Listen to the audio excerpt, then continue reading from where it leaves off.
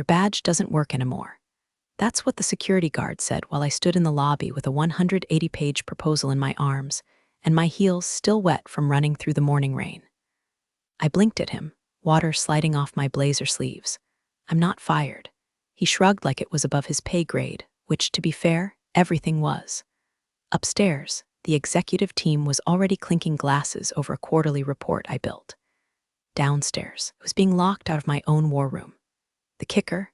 The badge scanner didn't just beep red, it said access revoked intern level. That's when I knew something was off, deeply, maliciously off. And no, this wasn't just about a badge. That badge was linked to everything: the cloud drives, the printer permissions, even the meeting invites I wasn't getting anymore. It was a silent exile, polite on paper, brutal in execution. But let me rewind. 3 weeks earlier, I'd made the mistake of outshining my manager in a cross-departmental pitch to the Department of Energy. I wasn't supposed to speak, but when the client asked about environmental cost modeling, he panicked. I stepped in, nailed it. The client smiled. My manager didn't. By the time we got back to the office, the whispers had started. "Emily's getting ambitious. She's not very team-oriented." HR even called me in for a tone alignment session. Tone alignment? What am I, a wind chime? I played dumb, but I started documenting everything. Every overlooked email, every Zoom call I got mysteriously dropped from, every credit for my work that got redirected to someone named Jason who once confused carbon credits with airline miles. Then came the final insult. An internal memo accidentally forwarded to me, in which the HR director, Melissa, wrote, "Emily has deep technical skills, but lacks executive presence. She's not management track material." Executive presence, that elusive corporate perfume only men named Chad seem to wear naturally. I didn't cry, I didn't rage, I got quiet. Because what Melissa didn't know was that I had already secured a soft commitment from one of the highest-funded federal sustainability programs, an $80 million opportunity with a ticking deadline. And I was doing it alone. No team, no manager, no exec sponsor. Just me, my insomnia, and a Google sheet with color-coded tabs so detailed it looked like an FBI sting op. They locked me out? Fine, I had backups. I had the proposal saved offline. I had screenshots of every milestone, every timestamp, every signature they didn't even know I had secured. But most importantly, I had the rage of a woman they tried to delete and underestimated. Let them toast their bonuses early. I was about to staple something better than a pink slip to their champagne-stained hands. I didn't go home that night. I went to the 24-hour copy shop 2 blocks down from the office. You know, the kind, flickering lights. A guy named Kenny behind the counter who looks like he sells vape pens and conspiracy theories out of his cargo pants. Kenny didn't ask questions. He just nodded when I slid the flash drive across the counter and said, "Print it. All of it, double-sided, color tabs." While the printer coughed out $80 million worth of strategy, I microwaved black coffee and reread the proposal line by line like it was scripture. Because I knew the stakes.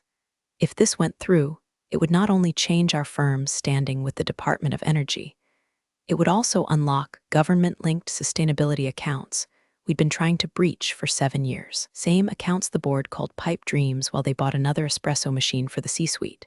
I had one shot. And I knew, deep in my bones, they'd try to steal it, because I'd already caught them trying.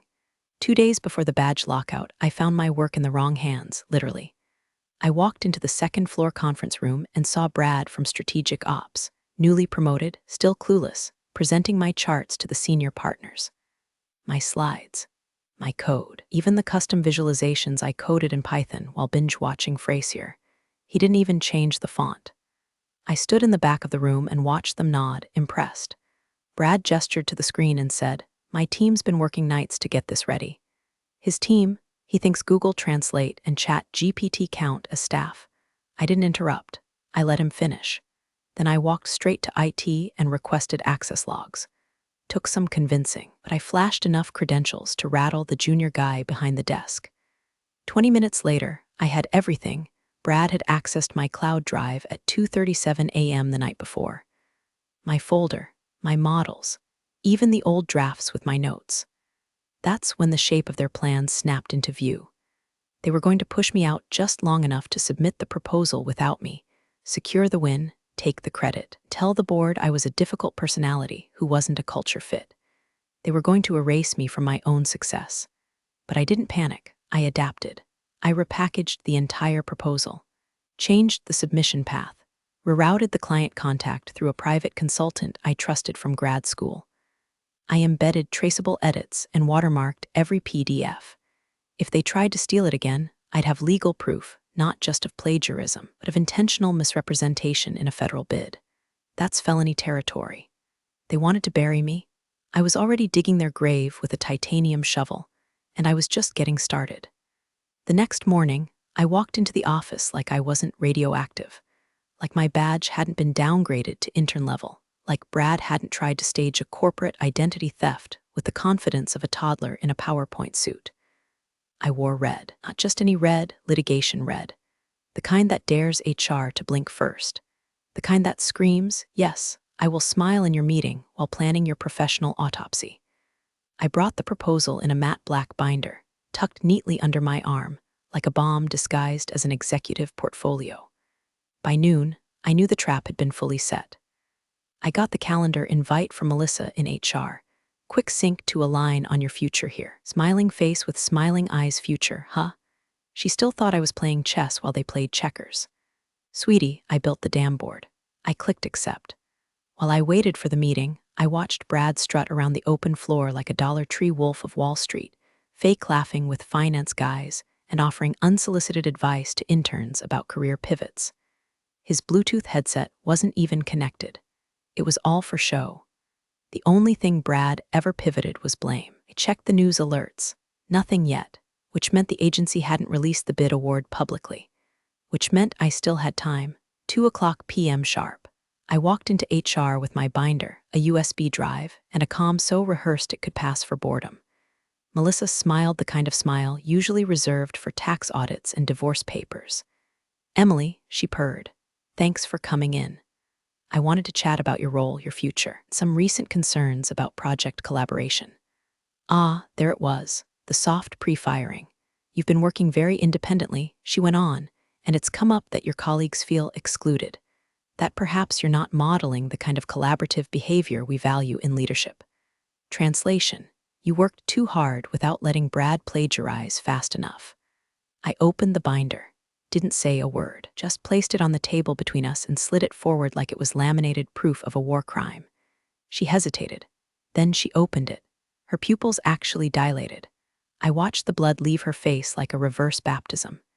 Inside was the final, full, annotated version of the federal proposal, dates, deliverables, approvals, and 3 letters of recommendation from state officials. All signed, all time-stamped, and stapled to the back. My resignation letter. Melissa's voice cracked first. "You wait, you submitted this." I slid the USB across the table, digital version with audit trail. "You'll want to forward it to legal before you make another mistake." She stared at me like I'd just confessed to arson. "But if we win this, your resignation, your name, how will we?" "You won't." I stood up, fixed the cuff of my blazer. "By the way," I added, pausing at the door, "you might want to check the agency's site. The awards go live at 3. You'll see my name listed as the sole project lead." I left her there, staring at a binder that had just turned her entire bonus into a smoking crater. But I wasn't done, because Brad didn't know yet, and I was going to make his discovery personal. Brad was on his 3rd lap of victory that afternoon, arms spread like some messianic tech bro, spinning tales of his federal proposal in the open office while interns nodded like underpaid cult members. He even had the gall to order celebratory cupcakes. Vanilla, because of course he's a man who thinks flavor is dangerous. He hadn't seen the agency's update yet. No one had, not until 3:00 p.m., but I had it bookmarked. I had my phone on silent, and I had a front row seat. I sat at my old desk, still technically assigned to me for another 12 hours, and pulled up the Department of Energy's portal at exactly 2:59:58.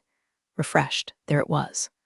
Award notice, Federal Clean Tech Grant Cycle B recipient, Emily Vance, Independent Project Lead Amount, $80 million, and beneath it, for added spice, a PDF of the submission metadata with my digital signature. My email, my timestamps. No Brad, no Melissa, no firm, just me. I screenshotted it, sent it to myself, backed it up to 3 drives, printed one and folded it neatly into my leather folio, and then I watched. 3:01 p.m. Brad opened his laptop mid-sentence while pitching our vision for scalable climate integration to a mid-level from finance. He stopped talking. He blinked, clicked again. His neck started turning red. Then came the spin, classic Brad. He laughed, too loud. Oh wow, look at that. Must have listed her as a placeholder. There's no way she submitted that alone. I mean, this was a team effort. People started whispering. I heard someone ask, did she get locked out of the system last week? I stood up, walked over, held up the printed award notice like a wedding invitation to someone else's ex. Brad, I said calmly, you might want to email your mentor about crisis management, because I also sent this to legal. And to the press office, to our clients. Oh, and your email access? It's been notified. You logged in under my name at 2:37 a.m. That's breach of internal security protocol. You didn't just steal, you lied on a federal document. The color drained from his face so fast you'd think I hit a kill switch. But Melissa said, she said we were submitting, he stammered. I leaned in just close enough for him to smell the adrenaline radiating off me like perfume. Melissa doesn't make federal decisions. I do, or rather, I did. I straightened. Oh, and those cupcakes. I'd eat them fast if I were you. Might be the last free food you get in a corporate setting for a while. And then I walked. Past the frozen faces. Past Melissa's office, where she was already on the phone with someone higher up, who probably had a lot of questions about how an unqualified non-leader just made their entire department look like clowns on a federal stage. Down the stairs, out the lobby, into the street where the air felt 5 degrees lighter. I had burned the building without striking a match, and I wasn't even close to finished. It took 17 minutes for the firm's internal email to explode. Subject, urgent, clarification on clean tech proposal. Lead. Then came the chain reaction. Legal, compliance, PR, all trying to claw back control of a narrative that was already public. Could practically hear the spin cycle engage. We're proud of Emily's independent initiative. This was always a cross-functional effort. Let's stay focused on the future. Bullshit written in passive voice, soaked in fear. Meanwhile, my personal inbox was a war zone of a different kind. Journalists, former colleagues, even recruiters I hadn't spoken to since the Obama years were suddenly so impressed by my leadership. Someone from the governor's office wanted to schedule a call. Guy I went to grad school with, who once ghosted me after 2 dates, DM'd me, asking if I'd grab a celebratory drink sometime. I blocked him. And then I got the message I'd been waiting for, not from the firm, from the Department of Energy. The director himself, dry as toast, the kind of man who didn't waste syllables, sent a one-liner that made me sit down on my floor and laugh until I cried. Your firm just tried to retroactively claim credit. Informed them their name appears nowhere in the award paperwork. I replied, let me know if they attempt anything further. I have receipts and backups of those receipts. Also, I'm not affiliated with them as of 3:00 p.m. Then I attached a copy of my resignation letter. The funny part? Their desperation wasn't even the ugliest part. That came the next morning. Melissa showed up outside my apartment building at 8:17 a.m. in full makeup and a trench coat like she was auditioning for a political thriller no one asked for. I watched her through the peephole as she buzzed, waited, buzzed again. I let her wait, then finally cracked the door. She smiled like this was a casual brunch and not a groveling tour. Emily, I think things escalated too quickly yesterday. We'd like to talk options. We, or you, Melissa. Her lip twitched. The board wants to bring you in. Revisit the structure. Possibly renegotiate your role. Senior director is on the table. Maybe VP. It was all a misunderstanding, really. I leaned against the frame. You locked me out. I didn't authorize. You stripped my access, let Brad plagiarize, told clients I was in training, and tried to shove my work into someone else's hands. You wanted me out, so I left. With the win. Her face finally dropped the smile. Don't be emotional. This is business. Wrong word, wrong woman. Melissa, I said, voice sharp as ice, you're standing on my welcome mat asking for mercy from someone you tried to professionally erase. You don't get to rebrand that as a misunderstanding. Then I stepped back and let the door close between us. Not a slam, just the click of finality. Let them choke on their cupcakes. The contract was mine. Their bonus fund, gone. And by the time their Q4 reports dropped, I'd be building something new with my name in full font, no footnotes, and no Brad to screw it up. The next time I saw Brad, he wasn't in a boardroom. He was in a dive bar. It was a week later. I was meeting a friend for drinks, still wearing the same blazer I'd worn to a closed-door briefing at the Department of Energy. It still smelled faintly like power and printer ink. She was late. I walked in, ordered a whiskey, and there he was, sitting alone, hunched over a gin and tonic like it was a casket. His blazer was rumpled, his eyes bloodshot, and his LinkedIn status had mysteriously changed to open to work. He didn't see me at first, but when he did, his face shifted like he'd seen a ghost that brought the receipts. "Emily," he said, voice already slurred, "guess the universe wanted you to win." I took a sip of my drink. "No, Brad, the universe didn't do jack, I did." He chuckled bitterly. "Melissa's suspended. Legal's eating itself alive. I think someone from procurement's threatening to whistleblow." "Sounds like a productive Q4, I said. He stared into his glass. "You were never supposed to be a threat." I tilted my head. "Because I don't talk over people in meetings? Because I don't golf?" He shook his head. "Because you don't kiss ass. You don't flatter, you just show up and win." No one knew what to do with that. "That's the problem, Brad. We're too busy managing perception to notice the work happening behind your back." He looked at me with something bordering on sincerity. "So now what? You start your own shop, build a team of Emily clones, take down the rest of us." I smiled. "I don't need clones," I said. "I just need a chair at the table I build." He raised his glass like it was an apology. I didn't toast back. That same night, I got the call. Not from a recruiter, not from a think tank, from someone real. A woman named Kara, who ran one of the most respected clean energy accelerators in the country. She'd read the federal award. She'd seen the proposal. She asked 2 questions. "Did you do this alone? And do you want to do it again, but bigger?" By the time we finished talking, I had a temporary contract, a 6-figure signing bonus, and a blank canvas to hire whoever I wanted. And I knew exactly who I'd bring in. Not ladder climbers, not ass-kissers, not LinkedIn influencers who thought empathy was a brand strategy. No, I wanted the ghosts. The women who stayed late, made miracles, got passed over and forgotten, and still showed up the next day. The ones who were always too direct, not leadership material, or my personal favorite, hard to place culturally. I would place them. I would arm them. And I'd give them the one thing Melissa and Brad never could. A title that meant something. Not for ego. For proof, we signed the lease 2 months later. An old converted textile mill downtown, brick walls, iron beams, and the kind of bones you could build a revolution on. I walked through that empty space with a tape measure and a vision. No fake succulents, no slide-in-the-lobby startup gimmicks. Just wide desks, real light, and a door that closed when you needed to think without a man breathing down your neck.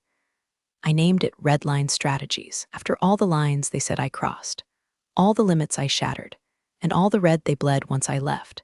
I didn't poach anyone. I didn't have to. They came to me, quietly, one by one.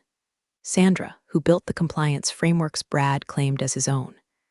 Divina, the data scientist they benched because clients prefer someone friendlier. Teresa, the admin with a master's in mechanical engineering, who once restructured a logistics chain while being paid to refill toner, came burned out, pissed off, half believing they'd never be more than background noise. I turned them into the front line. We didn't host town halls. We hosted clinics. We didn't write mission statements. We wrote patents. And when the first quarterly came in, and our clean energy tool outperformed every incumbent by 19%, the same execs who once blocked my badge tried to invite me to executive leadership mixers. I RSVP'd with a fruit basket, rotten bananas only. But the sweetest part, the email I got from the firm's CFO. Formal, terse. One line, "Would you consider returning in a consulting capacity to advise on sustainability bids?"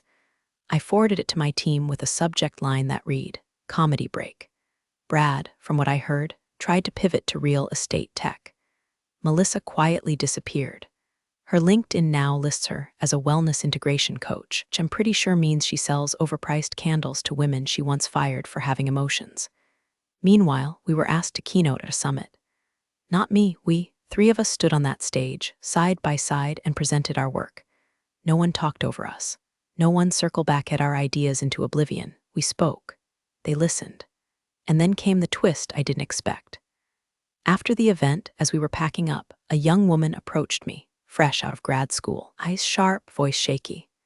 She looked at me like I was a monument.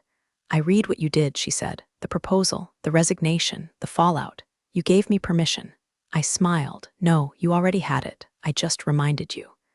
Because in the end, this wasn't just about revenge. It was about building something they couldn't delete, and making damn sure the next woman never had to win the way I did, alone. 6 months to the day after I walked out of that firm with an $80 million contract stapled to my resignation letter, Redline made its first acquisition. A small but brilliant consultancy out of Austin, led by a woman who'd been systematically shut out of venture capital rounds for the crime of asking questions with data behind them. I didn't just offer her funding. I offered her firepower. The deal closed in 3 days. On the 4th, ex-investor emailed me a veiled threat about market saturation and the long game. I replied with a PDF of our new federal contract, twice the size of the last. No greeting, no sign-off, just the contract, and a single subject line. The game already ended. That week, we moved into the final phase of the project, national implementation. My name alone, was on the internal contract dashboards of 3 federal agencies, 4 state-level offices, and 1 international delegation. When they asked how I built the team so fast, I told them the truth. I hired the women you laid off, overlooked, and mocked behind closed doors. Turns out they weren't broken, just uninterrupted. The look on those bureaucrats' faces, like they'd swallowed a lemon dipped in truth serum. And then, because fate has a real sense of irony, I got invited to speak on a panel. Guess who the moderator was? Lisa, now rebranded as a resilience coach for women in leadership. She introduced me like we were old friends. Next, we have Emily Vance, visionary founder of Redline Strategies, and someone I had the pleasure of working with during her time in corporate. I took the mic, smiled wide, and said, "Pleasure's one word for it." The room laughed. Melissa did not. Afterward, she approached me, arms folded tight like she was holding in a scream. "You know," she hissed, "we didn't have to torch everything. We could have found you a place." I leaned in close, lowered my voice to the tone women use before they professionally eviscerate someone. "You had your chance to place me, Melissa. You chose erasure. I chose legacy. And that was the final time I saw her. As for Brad, word got around that he tried to start his own firm. It lasted 4 months. He blamed market volatility. I blamed karma. Now, every time I walk past that old office building, the one where they told me I'd never be management, I don't get angry. I just smile. Because upstairs, they're still chasing contracts they can't land. Still building decks off stolen work. Still mistaking title for talent. Meanwhile, I built a company out of the ashes of their arrogance. And every time a bonus fund dries up without me, I sleep a little better, knowing that the woman they tried to silence became the reason their bottom line fell silent too. You're the real MVPs of the office jungle. Thanks for watching. Smash that subscribe button, or the coffee pot might just forget your next brew.